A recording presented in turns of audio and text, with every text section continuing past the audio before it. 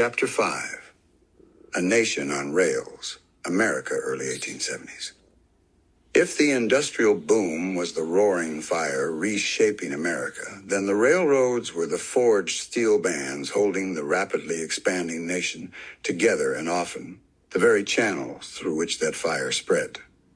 By the early 1870s, the locomotive was not merely a mode of transport. It was the undisputed titan of American commerce and consciousness. Its whistle, a piercing shriek or a mournful howl, was a daily pronouncement of progress, its endless tracks a testament to the nation's relentless westward lunging ambition. "She's a marvel, ain't she?" a farmer might say to his son, watching a train steam across the distant prairie, a plume of dark smoke trailing behind it like a banner. Used to take us weeks to get goods to market. Now, 2 days, maybe 3. Changes everything, boy. Everything. George Thiel, his mind already sifting through the possibilities for his own enterprise, understood this with a clarity born of countless miles spent on Pinkerton assignments, jolting over hastily laid tracks to distant raw-boned towns. He'd seen firsthand how these iron arteries pulsed with the lifeblood of the country. "Got a shipment of Kansas wheat on this one, Thiel," a freight agent might tell him as they oversaw the loading of a train. "Bound for the mills in Minneapolis.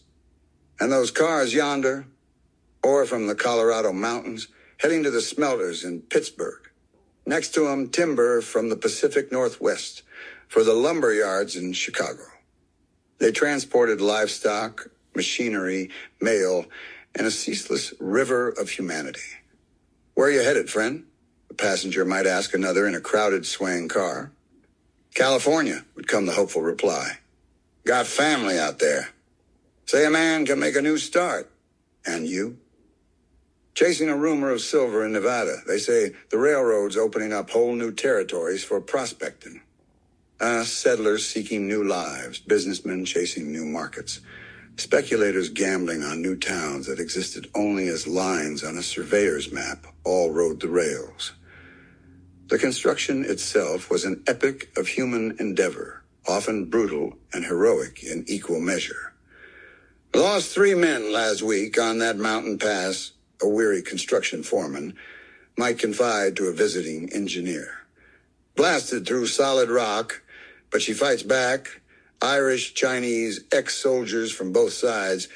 They're tough men, but this land is tougher." Armies of these laborers blasted through mountains, bridged chasms, and laid mile upon mile of gleaming track across deserts and prairies, often in defiance of hostile terrain and sometimes hostile native populations. The completion of the first transcontinental railroad in 1869 had been a national sensation, symbolically suturing the continent. "Coast to coast," the headlines had screamed. "The nation united by iron." But it was only the beginning. Thousands of miles of new lines were being laid each year, a frantic, competitive scramble fueled by government land grants, massive subsidies, and the insatiable hunger of investors eager to profit from this new age of steam and steel. "Buy railroad stock, I tell you," a speculator might advise a potential investor. "It's the future. Can't lose." With this unprecedented expansion, however, came a host of new and complex challenges, particularly for the magnates who presided over these sprawling iron kingdoms. The railroads were not just engineering marvels, they were also vast, unwieldy organizations, employing tens of thousands of men across hundreds, sometimes thousands, of miles of territory. And where there was value, there was vulnerability. The most dramatic threat, the one that seized the public imagination and filled the pages of dime novels, was the train robber. "Heard the James Younger gang hit the Kansas Pacific again?" a nervous station master might whisper to a traveling salesman. "Took the whole express car payroll." Bold as brass they are. Masked figures like the Reno brothers or the aforementioned James Younger gang became dark legends, their daring holdups of express cars laden with gold payrolls, or valuable securities, a constant source of anxiety for railroad executives and their wealthy clientele. "We must protect our shipments," a railroad president in a plush New York office would declare to his board. "These outlaws are making a mockery of us. Hire more guards, offer rewards." But perhaps more insidious and certainly more pervasive were the losses that occurred not from external attack, but from within. Pilferage was rampant. Another crate of whiskey vanished from car 734. Mr. Henderson, a freight manager, would report to his superintendent. Seals were intact. How does it happen? Cargo vanished from sealed cars. Baggage was rifled. Supplies disappeared from railway depots and workshops. Individual acts of petty theft by disgruntled or opportunistic employees accumulated into staggering sums. "It's the small leaks that sink the ship," a frustrated railroad official might complain. "A wrench here, a lantern there, a few pounds of brass fittings. It all adds up." More organized rings often operated with sophisticated knowledge of schedules, manifests, and security loopholes, bleeding the companies dry from the inside out. George Thiel had seen the frustration in the eyes of railroad superintendents as they stared at ledgers detailing these unexplained deficits, a slow, steady drain on profits that no amount of external guards seemed able to staunch. Then there was the question of employee discipline and honesty across the board. "That engineer, Johnson, he was drunk again on the night run," a concerned conductor might report. Nearly put us in a ditch if I hadn't smelled it on his breath." A drunken engineer could cause a catastrophic wreck. A corrupt conductor might skim fares or collude with thieves. Saw Conductor Smith letting 3 men ride in the baggage car for cash, no tickets. A fellow employee might reluctantly inform his superior. A telegraph operator could leak sensitive information about valuable shipments. Ensuring the sobriety, reliability, and integrity of a vast, dispersed workforce, men who often worked with minimal direct supervision in isolated locations, was a managerial nightmare. "How can I truly know what my men are doing 1,000 miles away?" a railroad president in New York or Chicago would often lament. It's impossible to oversee them all. Labor unrest, too, was a constant specter.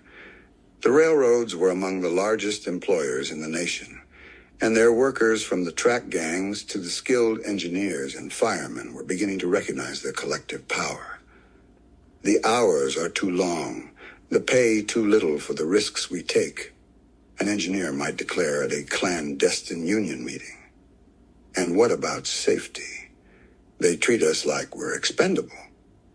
Disputes over wages, grueling hours, and dangerous working conditions often simmered, threatening to boil over into strikes that could paralyze entire regions, choking off commerce and inflaming public opinion.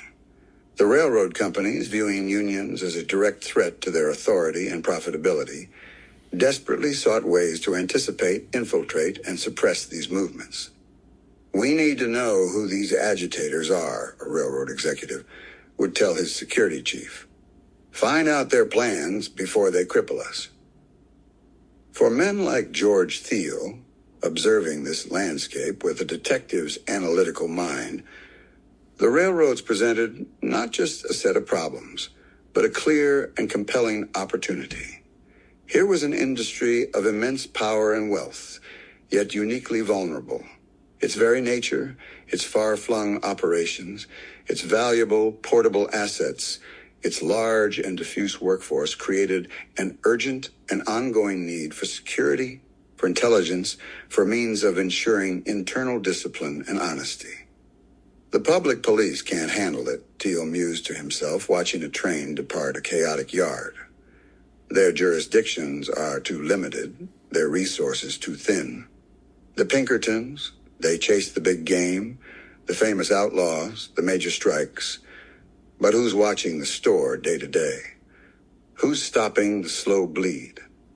He was beginning to envision something more systemic, more focused on the internal day-to-day integrity of railroad operations themselves. The nation had laid its future along these steel rails. Now the challenge was to manage them, to control them, to protect them from threats, both without and within. The men who could offer reliable solutions to these pressing corporate needs would find no shortage of eager clients.